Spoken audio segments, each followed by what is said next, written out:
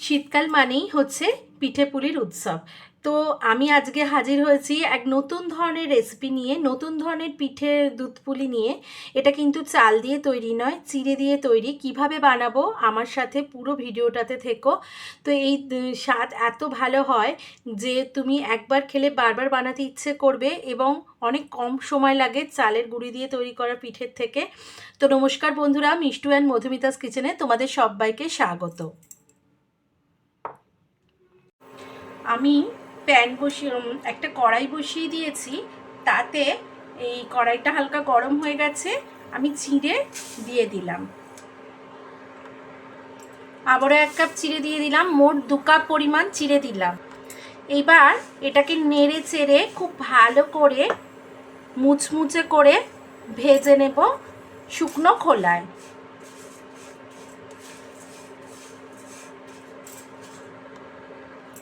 বেশ খানিকক্ষণ সময় ধরে চিড়েটাকে আমরা মুচমুচে করে ভেজে নিয়েছি। কি করে বুঝবে ঠিকঠাক হয়ে গেছে? দেখবে একটা হালকা আওয়াজ হবে মচমচে। এই যে দেখো যেমন হচ্ছে। আমি কিন্তু অফ করে দিয়েছি। এবার এটাকে ঠান্ডা করে নিয়ে আমি গুঁড়িয়ে নেব। আচ্ছা, ততক্ষণ চিড়েটা ঠান্ডা হোক। আমরা এখানে গুড় নিয়ে নিয়েছি, আর গুড়ের সাথে জাস্ট 2 টেবিল স্পুন মতো জল নিয়ে নিলাম।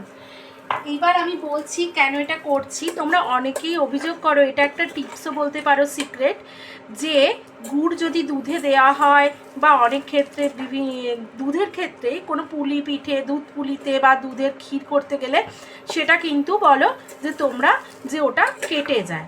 তো অনেক গুড় খারাপ হতে পারে, তাদের যদি পিওর গুড় হয় কখনোই কাটে না।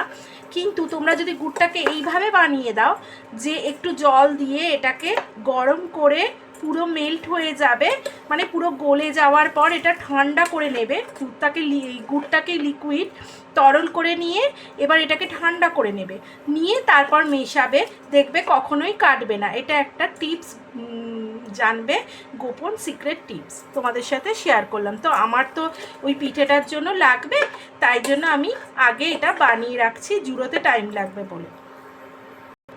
দেখো বন্ধুরা, মিনিট 2-এর মধ্যেই গুড়টা কিন্তু গলে গেছে। এবার ঠান্ডা করে নেব আমরা। আমি পুরো পিঠেটাতেই খেজুর গুড় ব্যবহার করব, তো খেজুর গুড়ের পাটালি গলিয়ে নিলাম। ঠান্ডা করে আমি এটা গুঁড়িয়ে নিয়েছি। চিড়েটা মোটামুটি 1 কাপের মতো হয়ে গেছে গুঁড়ো করার পর। এবার আমি কড়া আবার বসিয়ে দিয়েছি। আগে থেকে গরম করে রাখা 1 কাপ, বড় কাপের 1 কাপ দুধ আমি দিয়ে দিলাম।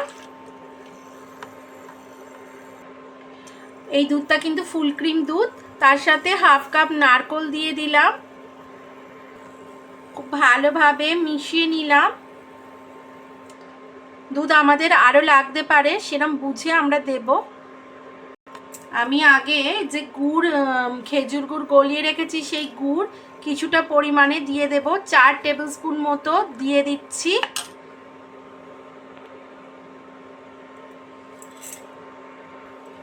দিয়ে মিশিয়ে নিলাম। এবার যতক্ষণ না ফুটবে অপেক্ষা করব।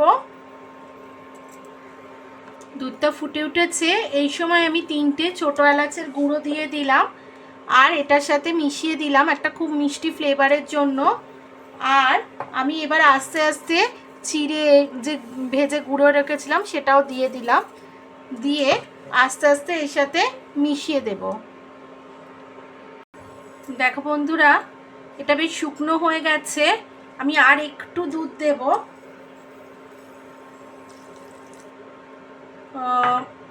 আমি দিলাম 3 টেবিল স্পুন মতো দুধ, দিয়ে আর একটু মিশিয়ে নেব।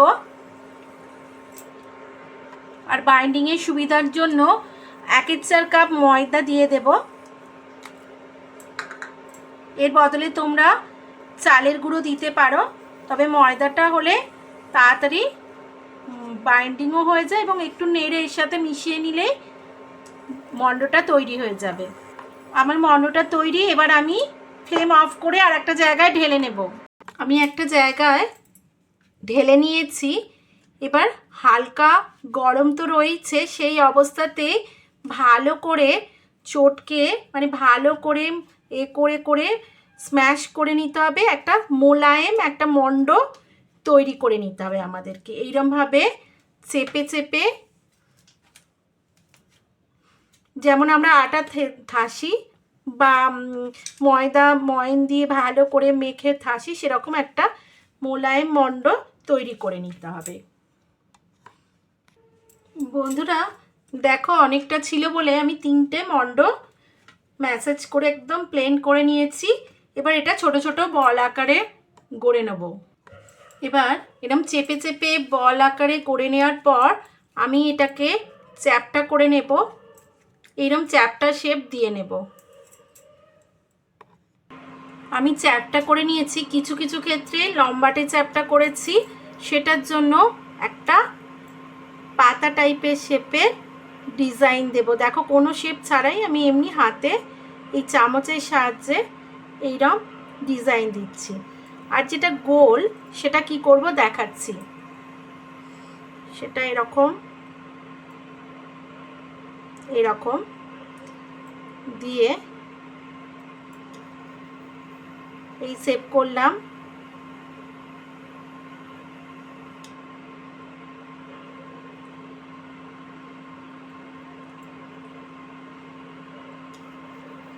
কেমন হলো বন্ধুরা জানাতে ভুলো না কিন্তু শেপটা।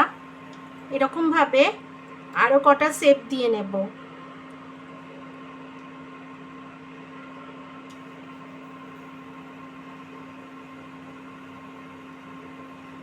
এরকম একটা শেপ দিলাম।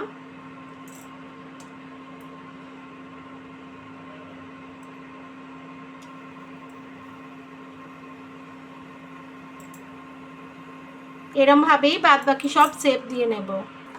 তো বন্ধুরা আমি সব শেপ দিয়ে নিয়েছি। দেখো এরম ডিজাইন যেমন করেছি, আবার পাতার মতো ডিজাইনও করেছি, আবার একটা অন্য টাইপ এরকম ফ্লাওয়ার টাইপের ডিজাইনও করেছি। তো সবগুলো করে নিয়েছি। এবার আমি অলরেডি দুধ বসিয়ে দিয়েছি। বন্ধুরা, হ্যাঁ, বসিয়ে দিয়ে এবার এই দুধটা আগে থেকে ফোটানোই ছিল, তো সেটা থেকে এমনি আবার ফোটাতে বসিয়ে দিয়েছি। দিয়ে এটার থেকে খানিকটা দুধ আমি 2 হাতা দুধ তুলে নিলাম, কারণ গুঁড়ো দুধ এর মধ্যে গুলে মিশিয়ে দেব, তাতে তাড়াতাড়ি ঘন হয়ে যাবে দুধটা। আমি এর মধ্যে 1/2 কাপ দুধ গুঁড়ো দুধ মিশিয়ে দিয়েছি। দিয়ে ভালো করে গুলিয়ে নিচ্ছি। হালকা গরম অবস্থায় তুলে নেবে, এটাও একটা টিপস। নইলে কিন্তু বেশি গরম হয়ে গেলে দুধের মধ্যে একটা ডেলা ডেলা ভাব এসে যায়, ভালো করে স্মুথ গোলা হয় না। তো ওই জন্য আমি দুধটা অল্প নিয়ে এর মধ্যে গুলে দিলাম। এবার আস্তে আস্তে পরে মিশিয়ে দিচ্ছি। আচ্ছা, আমার এটা বলা হয়নি, আমি ফুল ক্রিম দুধ 1 লিটার দুধ নিয়েছি এই কড়াইতে। এই দুধটা নিয়েছি 1 লিটার ফুল ক্রিম দুধ। এবার আমি আস্তে আস্তে এই গুঁড়ো দুধটা দিয়ে দিলাম। এবার ফোটার অপেক্ষা করব। এই সময় আমি একটু ছোট এলাচ গুঁড়ো 3টে ছোট এলাচ থেঁতো করে নিয়েছি দিয়ে আমি এই সময় 2 টেবিল স্পুন মতো চিনি দিয়ে দিলাম। দেখো বন্ধুরা দুধটা এবার ফুটে উঠেছে। দুধটা ফুটে উঠলে এই পিঠেগুলো এবার আমি আস্তে আস্তে ছেড়ে দেব সমস্তগুলো। দিয়ে প্রথমে কিন্তু নাড়াবো না, একটুখানি হতে দেব। এই টকবক করে ফুটলে তবেই দিতে হবে, কিন্তু এটাও একটা টিপস, নইলে ভেঙে যেতে পারে। দেখো বন্ধুরা কিছুক্ষণের মধ্যেই আবার দুধটা ফুটে উঠেছে। আমি আরেকটু ফোটাবো, মিনিট 5 ফোটানোর পর তারপর আমি এর মধ্যে পাটালি গুড় যে তরল গুড় করে রেখেছি সেটা মেশাবো। মিনিট 6 ফুটিয়ে নেওয়ার পর আমি ফিরে এলাম।